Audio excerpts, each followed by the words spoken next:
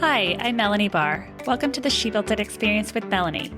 You're here because you want to experience the life and business that you crave.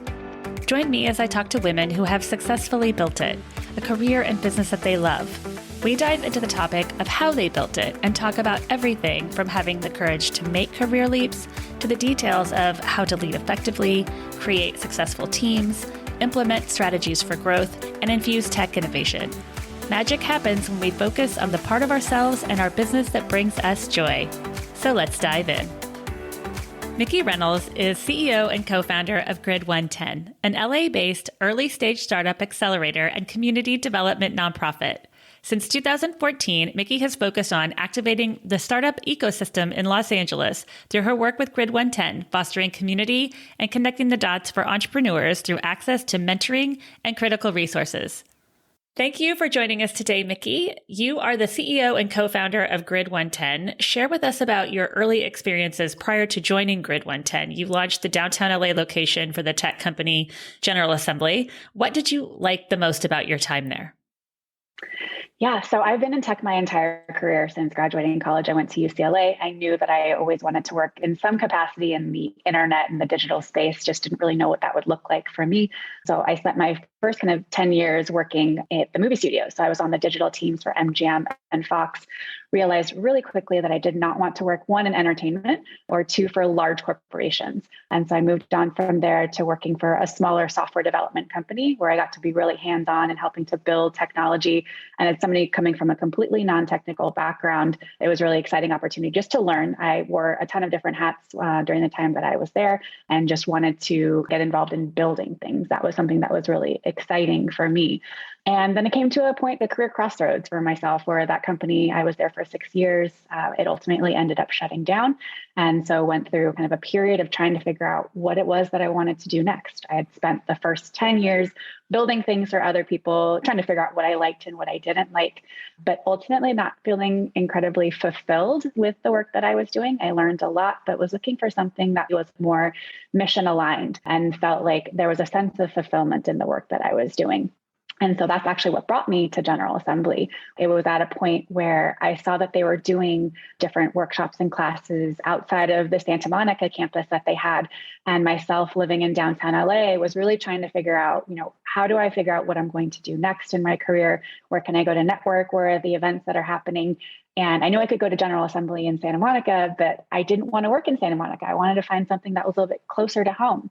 And so I was really excited to see them thinking about expanding and offering up opportunities outside of the West Side area.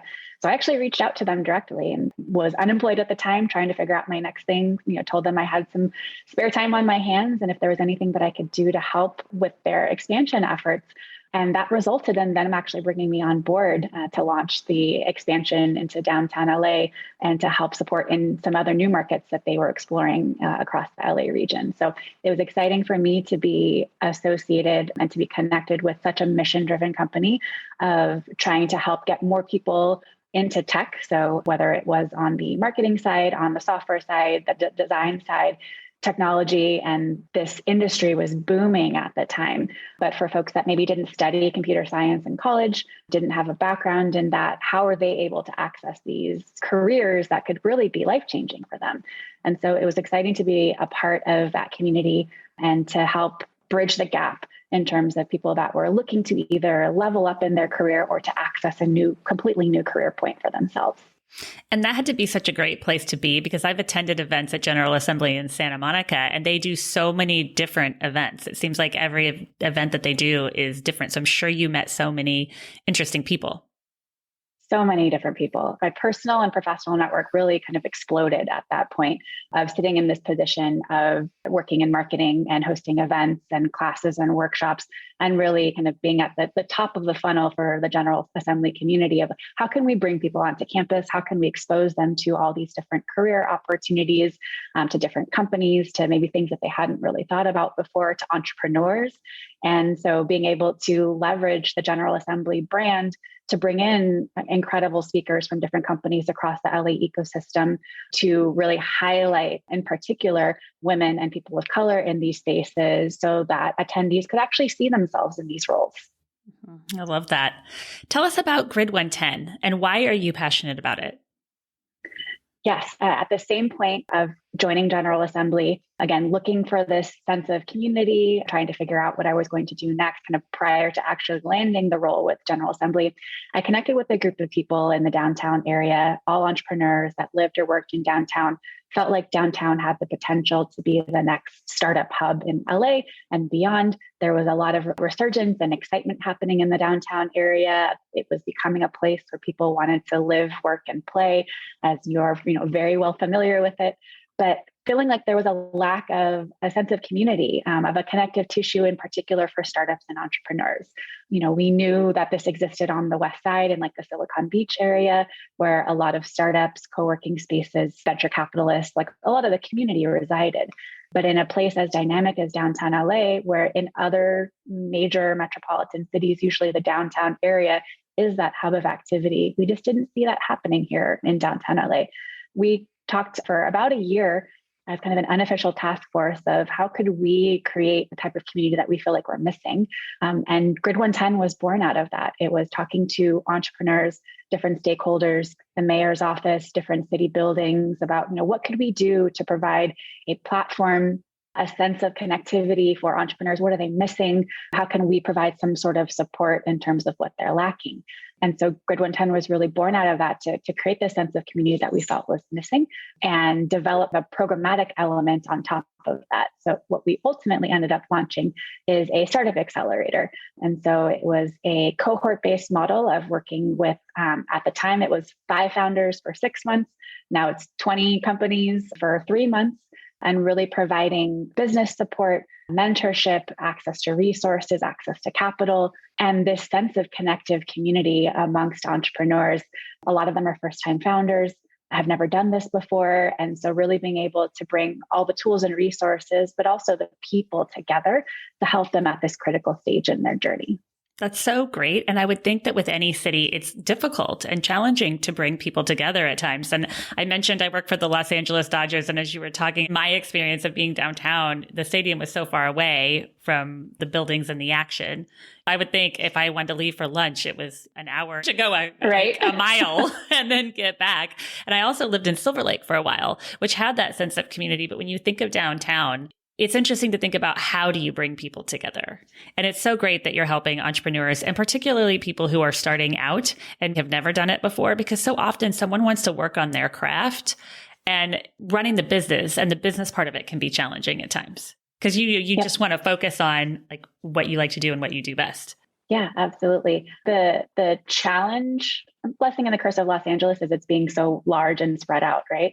And so it's given rise to these different pocket communities that have been created to support innovation in our very own backyard. So Pasadena has been doing it for years, Glendale, Culver City, Hollywood, the South Bay. And so I think that what was once perceived as a challenge of everything being concentrated on the West Side and having to, trek through traffic for a 7 p.m. event. Now there are things that are happening all over. And even, because of COVID, most things have been virtual. So the accessibility factor has enabled people to connect in a way that they've never been able to before. And to your point, I think something that we've seen oftentimes with entrepreneurs, whether they're first time or it's their fourth business, they're often so much in the weeds of what they're doing and in the day-to-day and the operations of it. And so our program really enables them to pull back out a little bit and to work on the business and not in the business. And so they can think a little bit more strategically. They can get other perspectives from the other cohort members or the team members that are coming in. And it really allows them that headspace and that designated amount of time to not think about, the conversion rates for sales or the new product that they're launching or the bug that they have to fix in their app or website, and really think more big picture. And, why are we doing this? Who are we doing this for? Who actually wants this? Are we being successful at it? And so I think it's a really helpful time that most entrepreneurs don't take for themselves, or they, have a hard time kind of creating that space. That's so smart to help entrepreneurs see that vision and bring in other perspectives, because you're right. So often we do get into the weeds. Sometimes I think, if she built it with someone else's business, what would I advise them to do? Because it makes you think in a different way and in a different perspective. You offer friends and family and a residency program. Can you share with us a success story that has come out of it? Yeah. So I see friends and family as one of our success stories. So for the past 6 years, we've been running programs solely focused around Los Angeles. So one of our primary funders is the city of Los Angeles. We have a partnership with the mayor's office. So we've been, at first we were hyper local focused on downtown LA and the east side of LA and helping entrepreneurs there. And then as word got out about our programs, we wanted to support entrepreneurs across the region. But it's been solely focused here in LA. And pre-pandemic, we thought about what would it look like to expand? There are so many other emerging startup cities that are doing incredible things across the country. Is there an opportunity for us to partner? Are there gaps that we could help fill given the proven programming model that we've developed? And so it was kind of a city by city approach in our thinking then. And then the pandemic hit and we went completely virtual. Our programs had been in person before, based out of a co-working space, because building community really happened in person for us. And the pandemic really forced us to think about that in a completely new way with running our programs virtually. And even, running them for the past 2 years, still focused on entrepreneurs here in LA, it just enabled us to meet people exactly where they were at. We have a lot of parents in our programs. And so prior to the virtual nature of our programs, they would have to commute into the location, find childcare, like all of these things that are priorities for them. And so being able to just, zoom into a program session, whether you're here in LA or maybe, you're somewhere else for the week, I think it really made it much more accessible. And so it opened our eyes to what expansion could really look like outside of the Los Angeles area. And we just knew that we wanted to find the right partner to do that with. So Saucon & Company, which is a local venture capital fund that just raised their first fund at the beginning of last year in 2021, was a really well-aligned partner in terms of their focus around entrepreneurship and economic inclusion, around investing in a very inclusive lens in terms of the types of founders that they're looking at. And similar to us, we've worked with about 235 companies where 70% of those are led by women and 74% are led by founders of color. The sense of inclusive entrepreneurship is really important to us. And finding a partner that would want to launch a national program and support entrepreneurs outside of the area was really exciting. And so we actually just wrapped up the first program for friends and family. And so being able to, be this local kind of grassroots community-led initiative in LA to now running a national program and being able to provide non-dilutive capital and attachment to that was really exciting for us and what I see as a success story. And I think the other things, like I can name a bunch of different companies that we've worked with that I think have gone on to do incredible things. But I think that the majority of the founders that I see as successful, the ones who have gone on and raised funding or who have survived the pandemic and are still operating businesses today, mostly women and mostly women of color. And so when we look at the statistics of who's getting funding, or rather who is not getting funding, and it's at an alarming rate of less than 2% of women and people of color, that number is not growing. And when they say it grows, it's fractionally.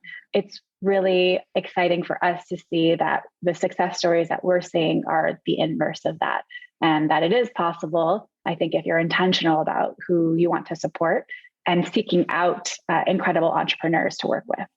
Absolutely. I had a conversation with Naomi Seddon, and we were talking about the statistics of women leaving the workforce during COVID. So it is great that what you do is supporting women to stay.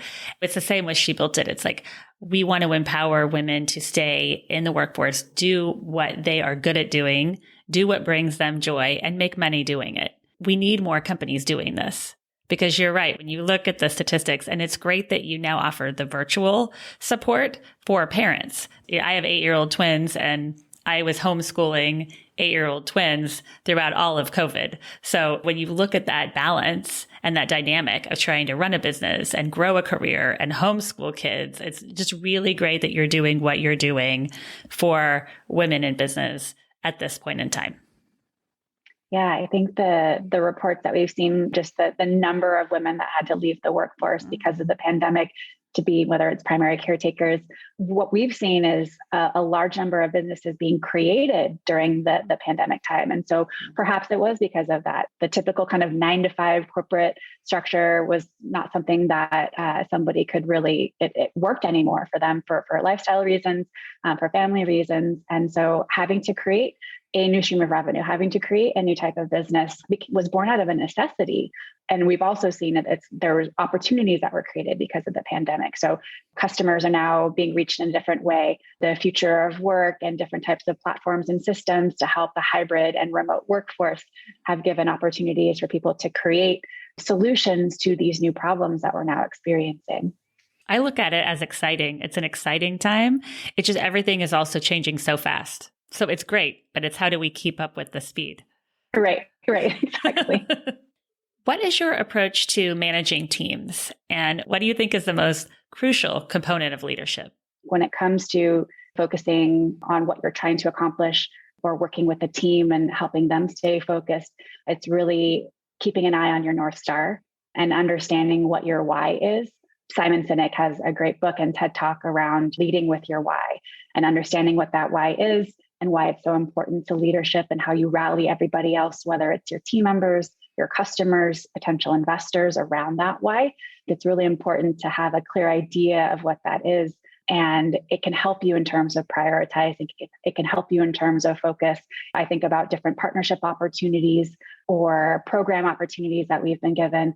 And does it align with our why? Does it align with our mission? And that helps to determine if it's something that we should move forward with, or if it's something that, this doesn't really fit right now, and maybe it's a better fit for somebody else.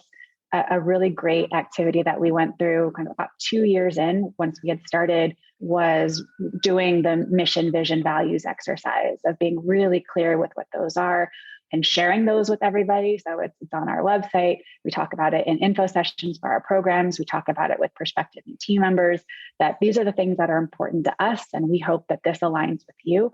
Being really clear on those and revisiting them to ensure that this is still kind of true to who you are, still aligns with, your why. I think those are things that when things can get stressful and confusing and frustrating, if you're really clear on those things, that they will help pull you through. That's really good advice, and great that you did the mission, vision, value, because what I found is it's hard to be simple.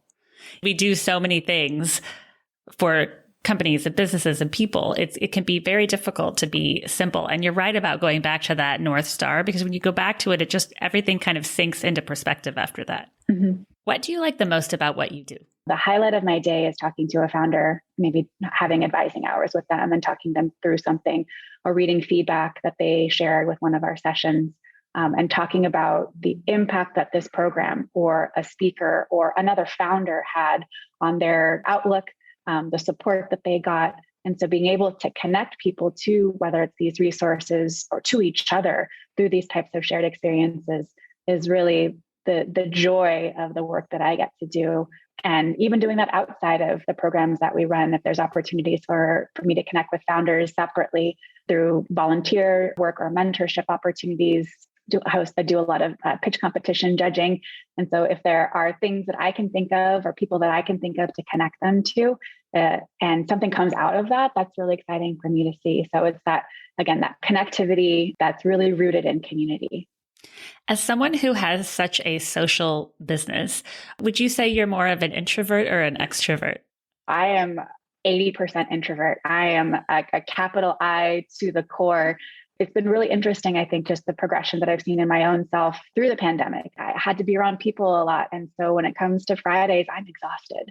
And as much as I love that work, it can be very depleting, especially because you're supporting a team, you're supporting other founders, you're constantly, problem solving for other people, which requires energy, or speaking at events or producing events. And so it can take a lot out of you. It was something that I enjoy. I just needed to find the time to recover from.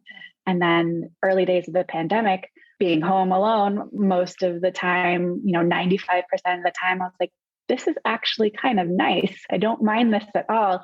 And it was really interesting just to see what life was like before and after of having to strip away all the unnecessary things. It really allowed me to focus in on what was really important, what I wanted to focus on, giving that energy back to my team, giving that energy back to the companies that we were working with.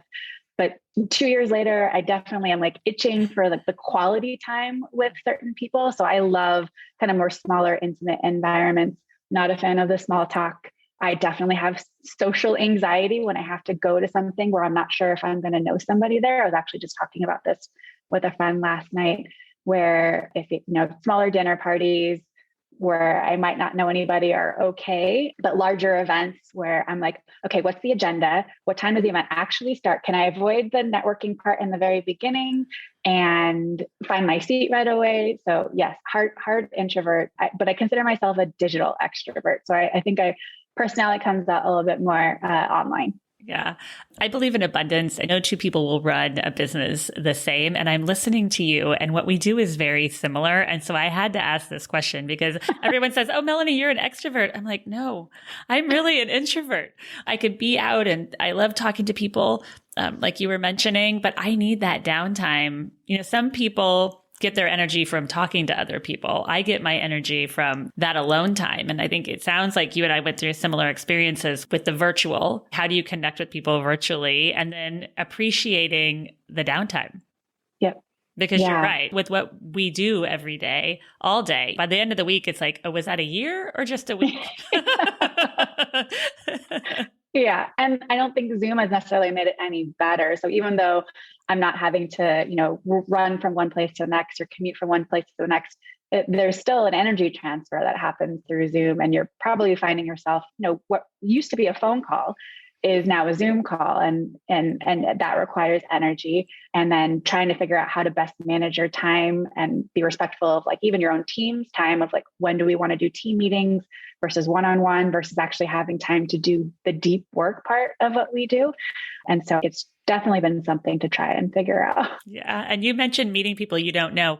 I was an ambassador for the Downtown LA Area Chamber of Commerce very early in my career. And the company I was working for said, we want you to join the chamber. So I joined the ambassadors. And what I had to do was walk into rooms and meet people and get them interested in the chamber. And it was the best thing that could have happened to me because it forced me to learn to walk into a room and talk to anyone. I learned to say, oh, how are you involved in the chamber? Or just ask those questions that get people talking. So it's definitely something that doesn't always come naturally.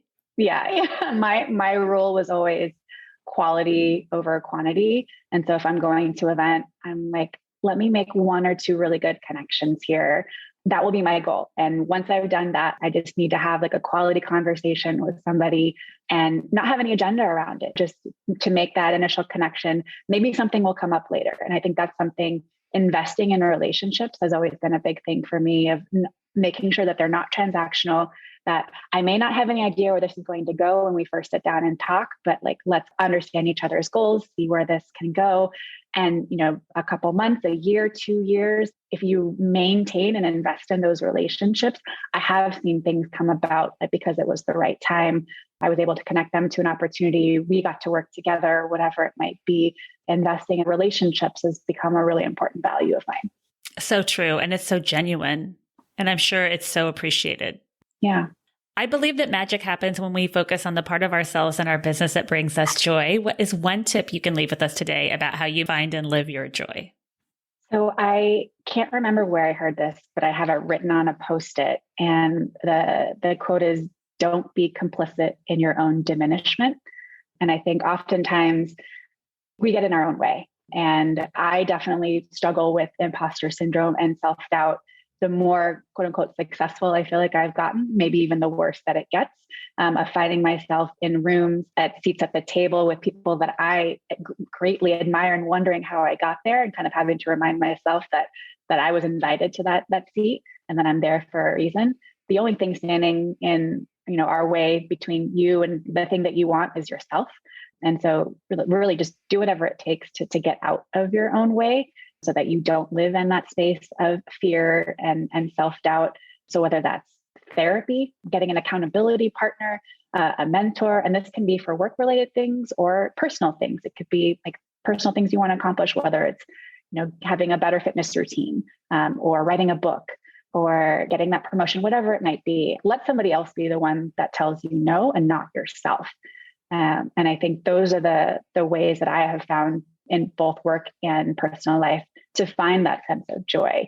And even though I continue to struggle with it, it's definitely something, it's a work in progress, but it's something that has really resonated with me even more recently.